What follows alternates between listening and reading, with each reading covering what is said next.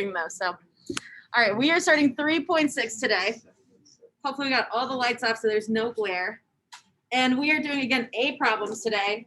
Some of them take a little bit longer, but they're all the same type of problem. This is personal finance. And I believe this is the most useful stuff that you guys will do. Now, that being said, a lot of the personal finance you will do in your life, I think, will be like determined by somebody else. Like when I was buying a house and deciding my mortgage, like I didn't sit and do math equations for that. I just showed up and the loan guy like had a spreadsheet and we like looked at this far and then looked down at this sheet. So it is the most applicable. You don't always use these equations, but it's kind of cool to see how this works out. So there are going to be 4 equations I talk about today. So let's start with the first one. This one goes A equals P times 1 plus R over K raised to the K times T. All right, everybody write this right at the top of your page. A equals P times 1 plus R over K raised to the K times T. All right, some of these letters we've already used before. My pen not gonna work today. All right, so A is gonna be your final amount. It's what we're gonna end with. Let's look a little nicer. What'd you say, Maria? You maybe have done this. Does this look familiar or no? I feel like a lot of the exponential unit you guys have like seen before, but we kind of speed through it every year. It's like we decided it's the least important thing to do, so we spend the least amount of time on it. But I know that you've probably seen it, but we'll, again, pretend like you haven't. The P stands for your starting amount, or we can also call it the principal. Principal is another word for like what you start with. R stands for rate. We've seen that one before. And then T stands for time. We've seen that one before. Yeah, Drew? You can write initial. Absolutely. Yep, I'll write that up here. Initial. And then K is probably the new one that we haven't talked about yet this year together. That's the amount of times that you're compounding or the amount of times that you're doing something. So I'm going to write the word compounding next to it because that's often you see that we're compounding quarterly or monthly or daily. And whatever follows compounding tells you what number goes in for your K. That's how often you're doing it. Okay? In all of these problems, I'm going to give you everything but one of the pieces, and then we have to solve for that missing piece. Okay? Let's look at the first one. It says, how long will it take for an investment of $1,000 to double if the bank pays 2.5% interest compounded quarterly? Okay, so how long will it take for it to double? How long is what I'm looking for? That refers to time. So time is the variable that I don't know this time. How long will it take for an investment of 1,000? Okay, that's what you're starting with. That's your initial. That's your principal. I won't circle that one because we're not finding it. To double if the bank pays 2.5% interest. Okay, anytime it's percentage, it's a rate, and it's compounded quarterly. So your K is how many times is quarterly? 4. Very good. The last thing is maybe a little hidden in here. My A, my final amount is hidden. Does anyone know what my final amount is going to be? 2,000. What told you it was 2,000? Doubles. Very good. So doubles means that my A is going to be 2,000. Okay. So I have P, A, R, K. I'm going to go find my T. So we're going to plug all of these into my equation. So A equals 2,000. P is 1,000. 1 plus R is 2.5. So let's make that a decimal, 0.025 over 4. And then raised to the 4 times T. Again, T is the variable we don't have.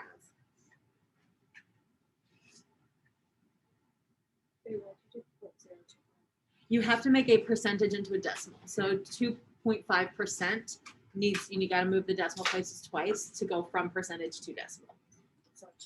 It's 0.25 is only one space. You need to move it 2 times. Good question. All right, let's start simplifying. I'm going to divide by 1,000 on both sides, and I'm going to combine whatever's inside my parentheses right here to try and make that just one number. So divide by 1,000 from both sides. I get 2 equals, and then, oh, let me pull my calculator up. You'll need your calculator for all, I think almost every single problem you'll need a calculator. 0.025 divided by 4, and then I'm going to say plus 1. So I've got 2 equals 1.00625 raised to the 4t. Now is a good time to mention that the quiz on Friday will be a calculator quiz, because you can't do this without calculator. Anna, your face is so funny. All right, once I get here, now I got to find that t. Normally we're like, oh, we'll divide or we'll subtract. This isn't our exponential unit, so we have to use our exponential laws that we've done. I'm actually going to log roll this. Let's move the 2 to the right-hand side just so it makes sense and looks like a log roll to us. I'm going to start with that 1.00625. I'm going to go over to the 2, and then I'm going to end with my 4t. So that means I'm going to do, let me just move this up a little bit so I have some space underneath it. I'm going to do log base 1.00625 of 2 equals 4t. Yeah. How do you know whether to use the log or the ln? Great question. You know to use ln if this number is e, and you know to use log if it's not e. Now, I don't get to just press the log button in my calculator. This is where I have to either press the math button and go all the way down to my log base number, or we have to do it the log way. So I'll show both. If you have the little shortcut in your calculator, which I think almost all of you, except for Curtis, I know Curtis doesn't, but everybody else I think has this. And Justin, I'm sorry. That's right, you guys are doing it a good way. We'll use our shortcut. We'll put 1.00625 in for my base, and we'll put 2 in for what I'm doing my log of. Bless you. And then once I do that log base 1.00625 of 2, I have to divide that number by 4. So I'm going to do divided by 4, and I get 27.8. If you have to do it the other way, we're going to say log of 2, close your parentheses, divided by log of 1.00625. So when you do it the long way, you have to do log of whatever you're doing the log of divided by log of the base. And then I still divide by 4, and I still get 27.8. So t equals 27.8, but I want to round that up to 28. I think on some of your first quizzes that we took, I wrote round up on yours. That means don't give me this. 27.8 years is not good. Round, when in doubt, round up. When we're talking about money, when we're talking about people, when we're talking about years, round up. So in 28 years. Okay. All right. That's one way to start. Yeah, Ryan. Can you go over that? Absolutely. If you have your calculator, I want you to go down to math. And I want you to scroll down to interruption. Choir students who are engaged in this morning's liturgy are dismissed.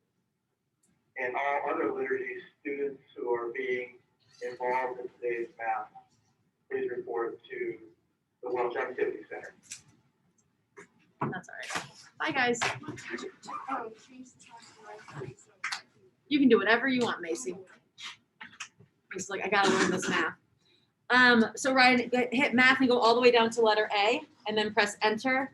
And then you should see an opportunity to write a small number underneath the log. That's your base. So we're gonna type 1.00625 in as your base. And then press the right arrow button to go to the over, and we're gonna put 2 in over there. And then press enter. Bye, Maria. And then we're gonna say divided by 4.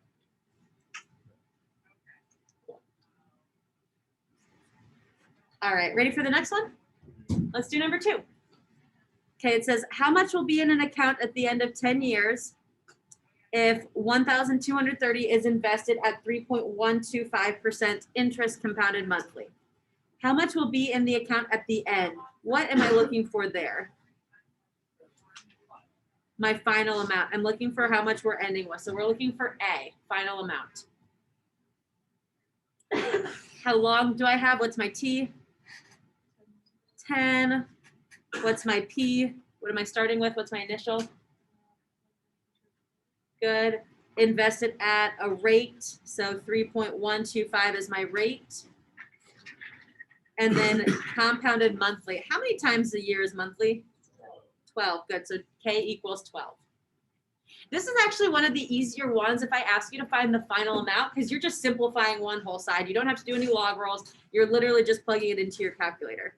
So I'm going to say A equals 1,230 times 1 plus, let's make that percentage a decimal. It becomes 0.03125 over 12 raised to the 12 times 10.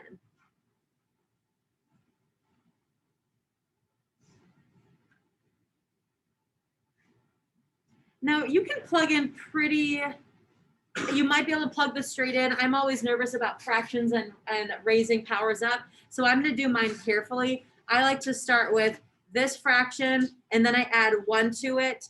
And then I do that number raised to this. If I have to calculate that, I will, but I know 12 times 10 is 120.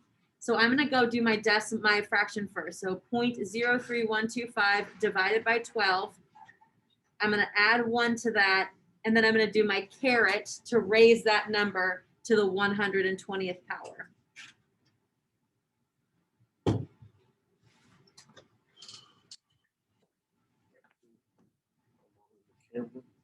Yeah. Don't say anything too incriminating. And you can round that or you cannot. I'm just going to go straight and multiply it by 1,230. So I get 1,680.53 and 53 cents. Now, if you round at any point, you might get a slightly different answer than me. Did anybody round at a certain point? Yeah, I got 1,760. That's okay. Where did you round at? I rounded out, I put 1.003 in my parentheses. Okay, instead of I put 1.0026, etc. Yeah. And then you raised that to the 120th. Yeah. And then you And I did. times it by 1,020. Yeah, very good. I will watch your work. So if you round at any point, just make sure to write that down. So like the minute you decide that you're going to do like this is 1.03, just write that down. That means it's a little bit slower for me to grade because it might not be the exact number that I have, but I will watch out. If I can't see how you got that weird rounding, I might take off half a point. So if you're unsure, just make sure that you show me kind of all your steps you got to that point. All right, we're gonna skip number 3 and we're gonna go do number 4. I'm gonna do this one with you and then I want you to try 2 on your own, okay? This one says, how much will I need to deposit into an account paying 4% interest compounded continuously if I want to have $35,000 in exactly 10 years? All right, this is a weird one because it says compounded continuously. So I have a slightly different formula we use here. When we say compounded continuously, we use a formula called A-PERT. Does that mean anything to you guys? Yes, no, maybe. That's okay if yes, that's okay if no. A-PERT has this exact same meanings as what we were just doing before. A is your final. P is your initial. Oh, if I could spell that would be helpful. That's better. T is your time and R is your rate. E is just a number. So E is the number E that we have been using this whole unit.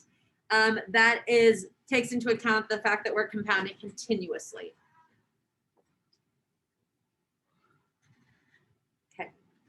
So we just only have 4 variables now. Your final amount, your initial amount, your rate, and your time. So how much do I need to deposit into an account? What is that? Not our final. P. What do we need to deposit? What do we need to put in? What do we need to start with?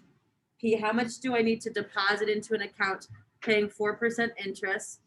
4% is R, compounded continuously. if I want to have, so I want to end with 35,000, that's my A in 10 years, which is T.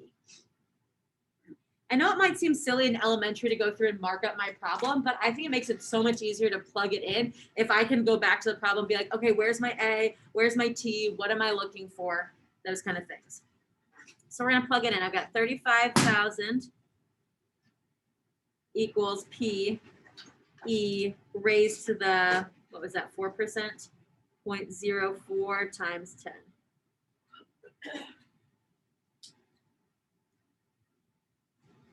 Everybody good so far? Okay. I'm going to do 0.04 times 10, which is just 0.4. And you can do E raised to the 0.4. Remember, if we press second ln, that will be E raised to anything. So I'm going to do E raised to the 0.4. So I'm going to get 35,000 equals P times 1.49. And then how do I get P all by itself? Divide. I'm going to divide by 0.149 from both sides.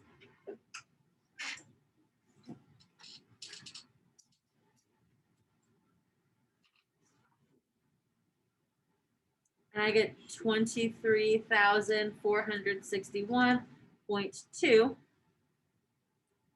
And I put 0.20 because remember it's money, so we don't want, if you had a total that just came to something 0.2, you'd be like, what does that even mean? You need 20 cents.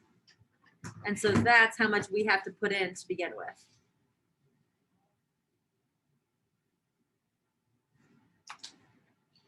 All right, how are we feeling? The rounding can be different on those two, right? Rounding can be a little different. Again, if you just show me what you've got, I'll figure it out. Because if I had done, let's see, if I had done E raised to the 0.4 and then just done 35,000 divided by whatever that number was, my answer would be, oh, my answer that I wrote down was different than what I got in the calculator. That was confusing, sorry. The answer I wrote down is if I didn't round at all. The answer I got if I rounded was 23,489.93. So see how those are a little bit off? We didn't do as much rounding here, so they're a little bit closer, but I understand where we're coming from there. All right, cool. I want you to turn your paper over, and I want you to do 7 and 8, either by yourself or with a neighbor. Now, before I release you, I want you to look and decide which formula do you need for each one. So number 7, how much will I have in my account after 12 years if I deposit $555 at an interest rate of 3.5 compounded monthly? Is that the first equation we did, or is it your A part? First equation, good. And then what about number 8? What interest rate compounded continuously will be required to end up with 1,000? It's the second one, good. It's my A part. So if before I did anything, I would probably write my 2 equations.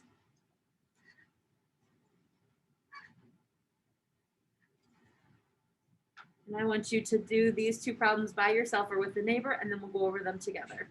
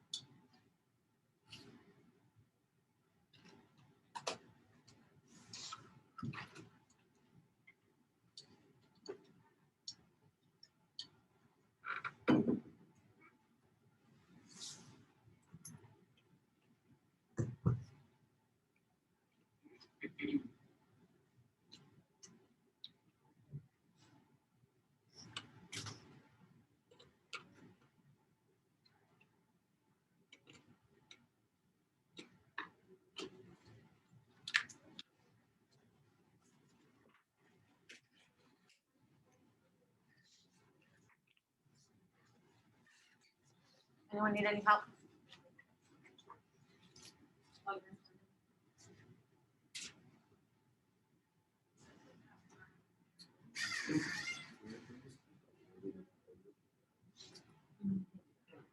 Let's say it equals to.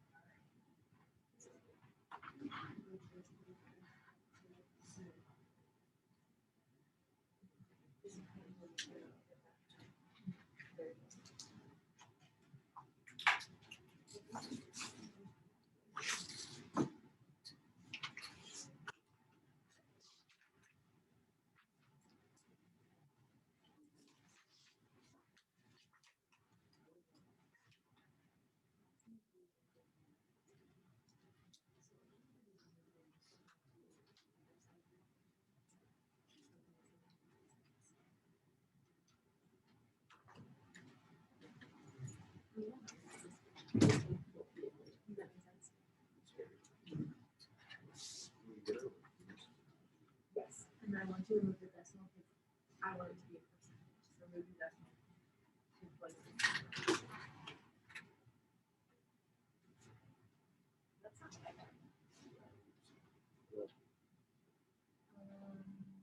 Okay, I want it to be log AC, not e raised to that, so log AC is LI. I want that number.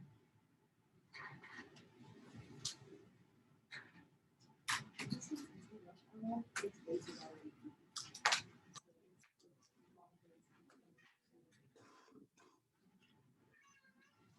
Take another minute and finish up, and then I'm gonna go over these together, okay?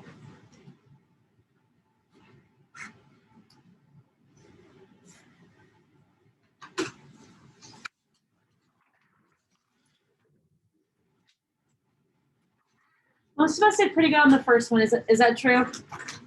Does anyone have questions on the first one, or can I just show my work? Okay, I'm just gonna show my work. And we'll talk about the second one because I think there's a little bit more concern. How much will I have in my account? So that's A. After 12 years, A is 12. That's R, and we deposited that much. Okay. So A equals 555 times 1 plus 0.035 divided by 12 raised to the 12 times 12. Right in the equation is half the battle. I know I'm going to do this first, and I'm going to raise that 12 times 12 is 144. So I'm going to raise that to 144. 0.035 divided by 12 plus 1 raised to the 144th. And then now that I have that number, I'm not even going to round. I'm just going to press times 555, and I get 844 and 17 cents. If you rounded, you'll be a little bit off, but for the most part, we go okay with that? Good. Okay. The next one is a compounded continuously one, and this time we're looking for rate. Every time we're looking for rate, it gets like a little bit more complicated. We need to end with, so my A, my final is 1,000.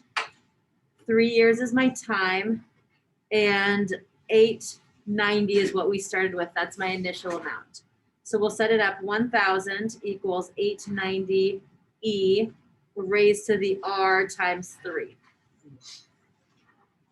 Okay, once I get here, if you have a variable in your exponent, know that you're gonna have to put it in log form in order to solve. We can't put X in the calculator, we can't put R in the calculator, we gotta simplify. So I'm gonna divide by 890. 1,000 divided by 890 is 1.12. I'll go a couple more places out. 1.1236 equals E raised to the 3R. At this point, I know I need to log roll because I can't do anything else. There's nothing else to plug in my calculator.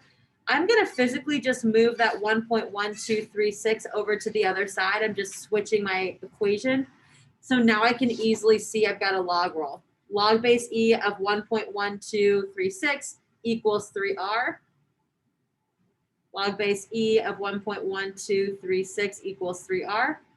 If you know, or if you're good at remembering ln is the same thing as log base E, you can go directly there. I just sometimes forget and want to put something for my base. So I like to write log base E so I remember that that is my base.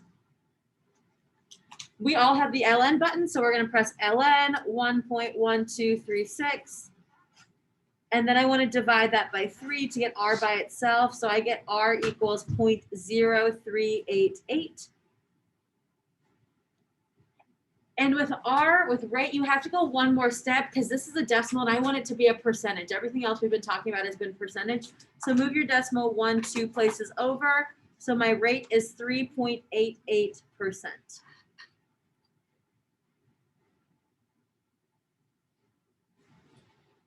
3.88%. I promise you on Friday when you take your quiz, there will be one like this where you have to find the R. Promise that. All right, we got 3 more problems that we want to do, but we got 2 more equations that we need to learn. Everybody doing good so far? Okay, let's flip your paper over. This next part that we're talking about is annuity. We're talking about future value annuity and present value annuity. Is anyone in a business class and can explain what annuity is? I never took a business class. I never took a finance class. I couldn't really tell you what annuity is, but I can tell you what these are talking about. So like I said, 3.6 is like the most realistic section, I think, because these are all financial things that you're going to have to deal with. I like to think about present value annuity as like something that you have, but you're still like paying off. So like the biggest purchase that you will probably have, the first present value thing you will probably do is buy yourself a car. Now you probably all drive a car, but nobody's probably making car payments. Am I right? You are? Not all of it. You're making a little car payments, yeah. I bought a car when I graduated from college in 2016, and I paid it off in 2021, so last spring. That was big. It was a big deal. But every month I paid $380 for that car. So they let you drive it off the lot, but the bank paid for it. So I had to pay Chase back every month. Every month I paid $380 until I paid it off, and now I don't have to do that. So that's kind of fun. The next big thing you'll probably do is a mortgage. Mortgage is a house payment. Again, you guys all live in houses, but you're probably not making a house payment. Now those are bigger payments. So I bought a house in 2019, and I think my mortgage right now is like $800 a month. It just went up. So that is a much bigger thing. So I paid my car off in 5 years. My mortgage is on a 30-year mortgage payment. So that means I have 30 years till I pay my whole house off. Most mortgages are like that. They're 50 or they're 30 years. It's wild when you sign your name next to something. It's got the year like 2070 next to it. And you're like, that's not a real number. That's what it is 50 years from now. So it's just kind of a wild thing. Those are things that like I was using. Like I live in my house, even though I'm paying this mortgage, right? I was driving my car, even though I was paying my car payment. You have those things. The difference between that and the future value is you don't have access to those things. So the most common thing is like a retirement account, a retirement, whatever. I have like 10% of my paycheck goes into my retirement. I don't see that. I don't have access to that. I don't get to use it. It's just going away, and one day I'll get to use it. Another one you might see, I don't know a lot about this because again, I know it's not a business major, but a mutual fund. If you see the word mutual fund, that again is future annuity because we don't have access to that. You're putting money into it, but you don't have it to use, to spend, etc. And then the last one is a savings account. So I'm showing you these kind of key words because I don't need you to have full understanding of what all of this means, but if you can think about like, do I have it and I'm paying it off, or do I not have it and I'm paying it off? Those are the things that we have a difference between future and present value. So these problems below, we're gonna do an example where we talk about future value and present value.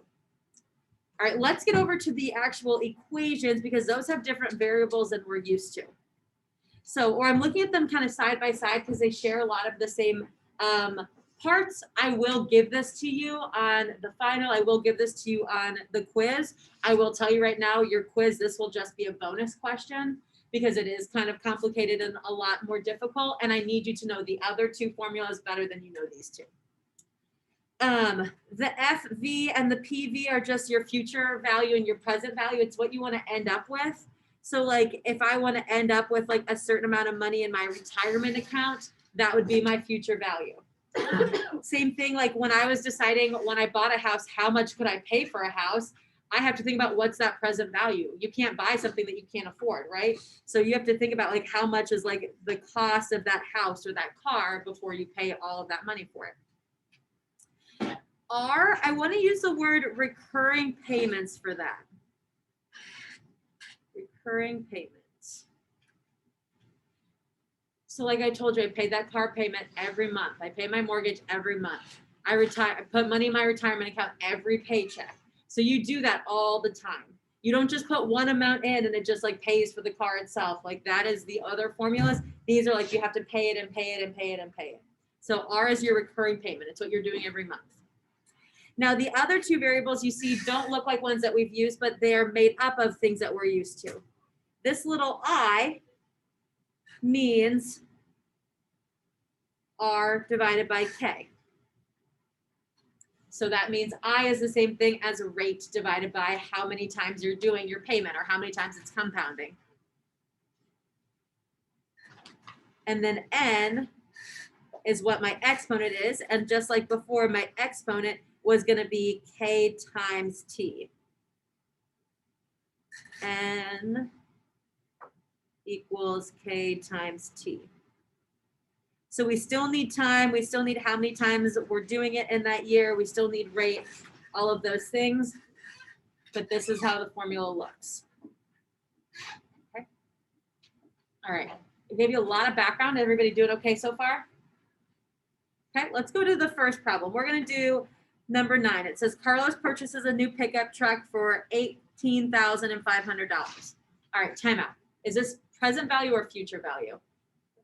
Why? He just bought his car, right? So this one is present value.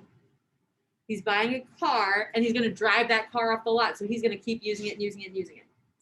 What are the monthly payments for a 4-year loan with a $2,000 down payment if the annual interest rate is 2.9%? I easily see my rate. 2.9% is my R.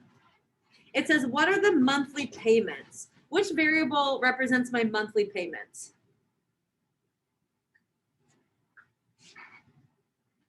Yeah, Theo? R, very good. That's something that you're doing over and over and over. So that means if we're talking about monthly payments, that means that my K is 12 because you're doing it monthly. It's a 4-year loan, so 4 is my T. And then my A is a little bit tricky. It says that he bought this pickup truck for $18,500, but he did a $2,000 down payment. What does it mean to do a down payment? Initial amount you put down, Raven, what'd you say? To pay more money off. So that means that he gave them $2,000 up front. So now how much does he owe them? Good. So he already paid $2,000 of this $18,500. So that means all he has to pay left is $18,500 minus $2,000 is his A. $16,500 is his A. he gets rewarded a little bit by putting money down. Because that just means that his loan is a lot less. That's like when you buy a house, you should put as much down for your down payment as possible so that you take out a smaller loan. They recommend 20%. If you can do 20%, do 20%. I know it's going to be a long time before you guys are buying houses, but word of the wise, put money down. All right, my R, we don't know what that is, so I'm going to put a capital R as my variable, and I'm going to have these big parentheses for this big fraction. So present value, so I'm going to do 1 minus parentheses 1 plus. Remember, I is the rate divided by K. I told you that up here. I is rate divided by K. So my rate is 2.9%. So I'm going to make that 0.029 divided by K, which is 12. And then we're raising it to the negative N, and N was K times T. So I'm going to do negative 12 times 4. The denominator is also I, it's just I by itself. So it's going to be 0.029 divided by 12.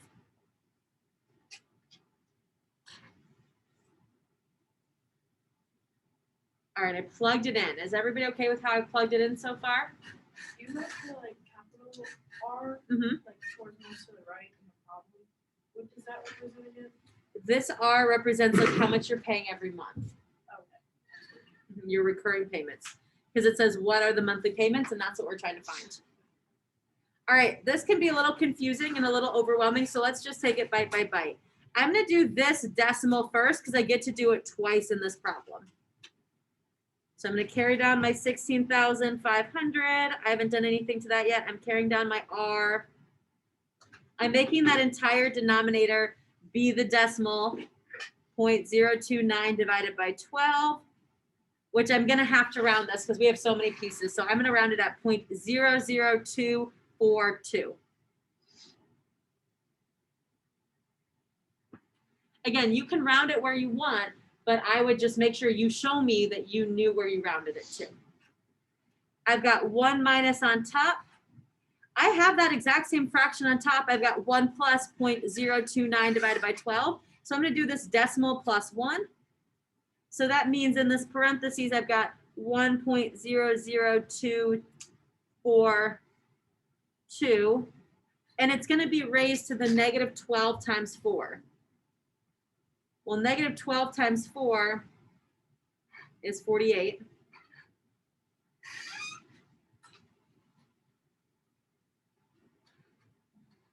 I'm going to probably do this next part all kind of at once.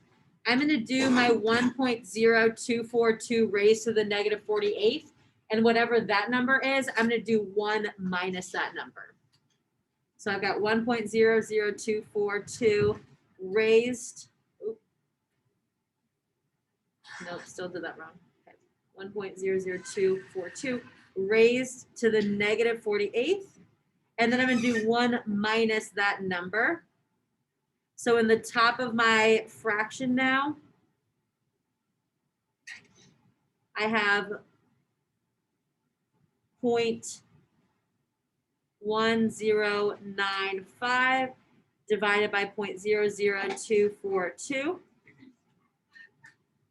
Everybody hanging in there so far, Hannah? 48 came from negative 12 times 4, and that's your K and your T. Why is it 12? Why is the 12 negative? Because the formula tells us that it's negative. Great question. It's a weird one. So present value has that negative number. Mm-hmm. All right, so now I'm going to divide these two numbers. So 0.1095 divided by 0.00242. I get 45.248. Just do it over here. Almost done.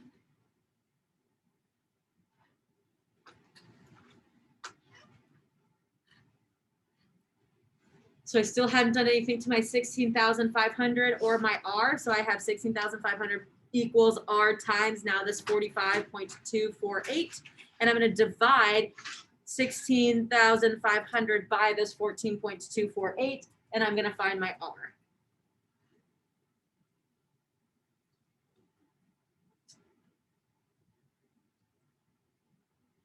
And I get 364.66.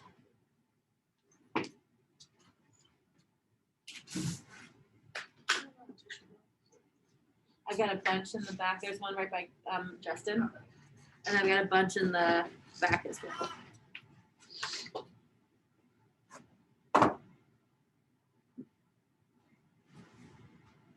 All right, how are we doing with that? Doing okay? Okay. We're gonna do one, we got two more problems. One more is similar to that, but let's see what kind of equation we need to use here. This one says at the end of each quarter year, Emily makes a $500 payment into the Langahan Mutual Fund. Timeout. Which one am I gonna use here? The future, the top one, because she does not have access to this. She put her money in it and then she forgets about it. And then eventually one day in the future, she's going to come back and she's going to use it. Okay, if her investments earn 7.88% annual interest compounded quarterly, what will the value of her annuity, what will be the value of her annuity in 20 years? What's my variable here? What am I solving for? Which one do I not have? FV. I don't have her FV. I want to know what she's going to end up with. So the value of her future annuity, we don't have. This one is actually the easier one to solve because we just can simplify one whole side. Yes, we have to be careful, but it is all simplifying. Okay, so she makes a $500 payment. That's her R. That's her recurring payment. Every quarter year she does that. Her investment earns a 7.88%. That's my R. It's compounded quarterly. How many times is that? 4. Good. So K equals 4. And she's doing that for 20 years. So T is 20. All right, let me grab my equation up here so that I can look at it down low.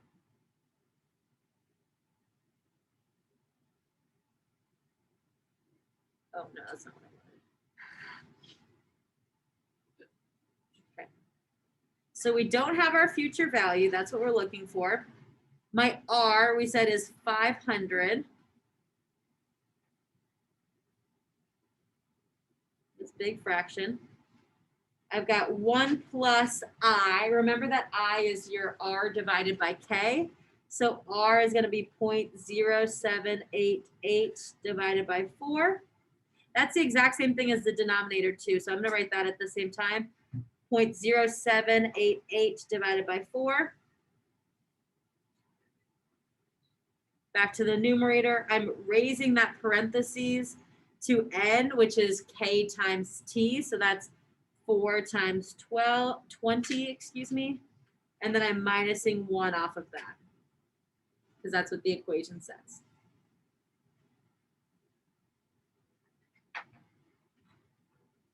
Everybody doing okay?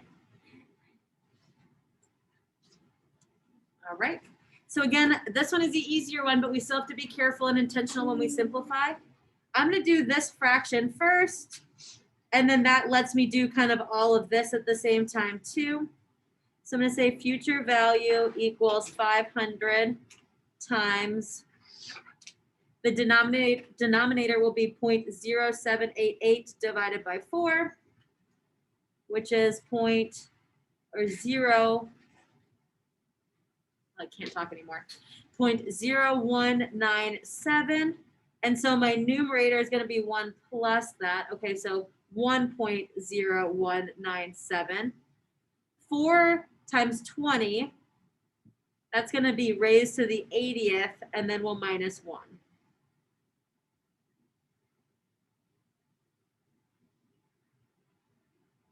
I think the next easy step is to kind of simplify that entire numerator. So I'm going to do 1.0197 raised to the 80th, and I'm going to take that number and minus 1 from it. So raise this to the 80th power, and then minus 1. So I now get my numerator. I haven't done anything with my future value. I haven't done anything with the 500, but the numerator is now 3.762, and the denominator is still 0.0197. I'm going to divide those two numbers and then multiply it by 500. And I'm going to actually do that all in this one step. So the last thing I'm going to get is my future value. Okay, 3.762 divided by 0.0197, and then times that by 500. And I get 95,482.23. Ooh, that's a lot of money that she's going to have at the end of 20 years. 95,000. All right. I'm going to do one more problem. You guys ready for one last problem? I don't want to do this one. I want to skip over to number 12 on the next side. We're going to do number 12, but I want us to figure out which formula we use for all of these on this page. Let's actually skip down to 13. If I were to do 13, which formula would I use there? Present value, very good, Camille. Present value because it's car loan. What about for number 14?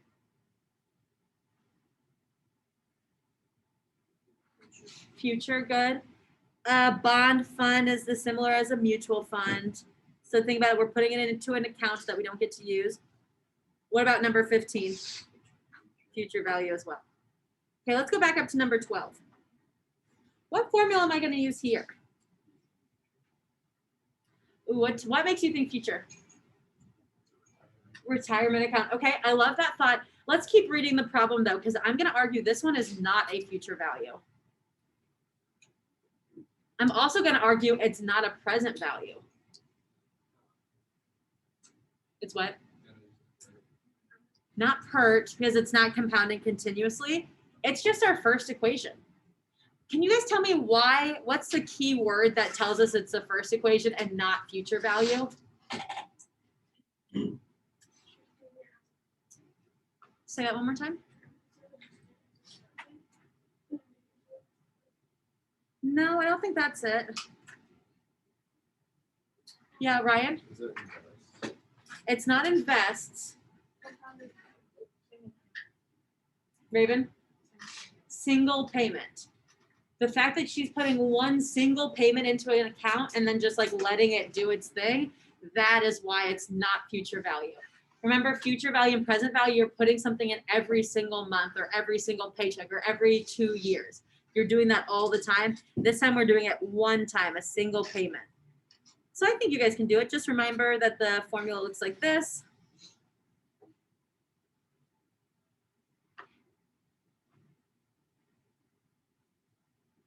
Take a second, see if you can solve that, and then I'll come back and join you.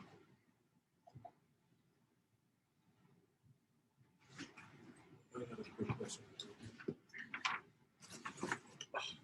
Well, I cheered. I'm calling about that.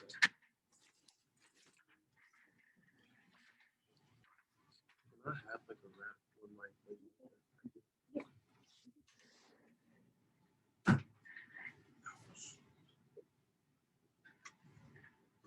All right, Bryce, you got like 6 more minutes, I think. 6 more minutes. I'm about to be done. So. Perfect. Okay. So she's investing. That's your P. That's your R. That's your K. Go for it. How long will it take for the single payment has grown? That's my A. So we want to know how long, and how long is my T. So T is what we're solving for.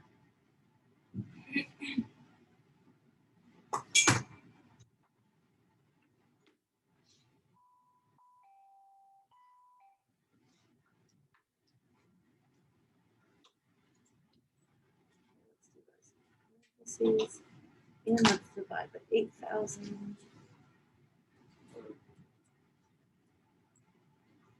I put my equation up on the board and I'm solving it out. Anyone concerns with the equation to start with? Nope, okay.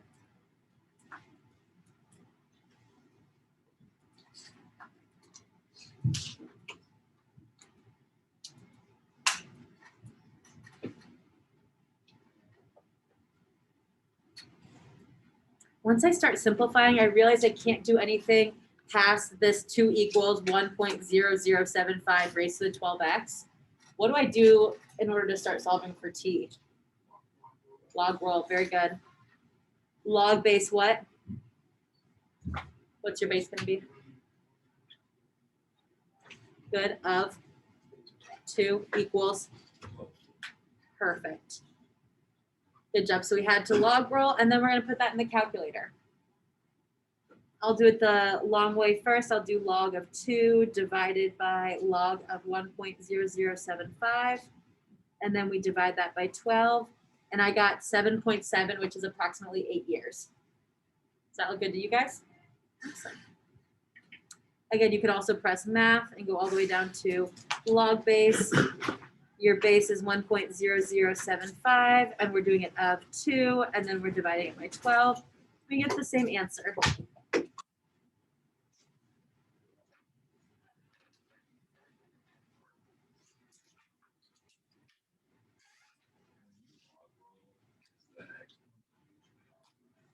The exponent is always on the right. So the number that is being raised to the exponent, that's your base of your exponential and of your log. The number on the other side of the equal sign is what you're doing the log of, and then the exponent will always be by itself on the other side of the equal sign. Okay. All right, that's today's lesson. You have homework due for Friday. We will spend Friday going over homework, going over any questions that you have, and then quizzing. And then we have one more class of review before we take our final.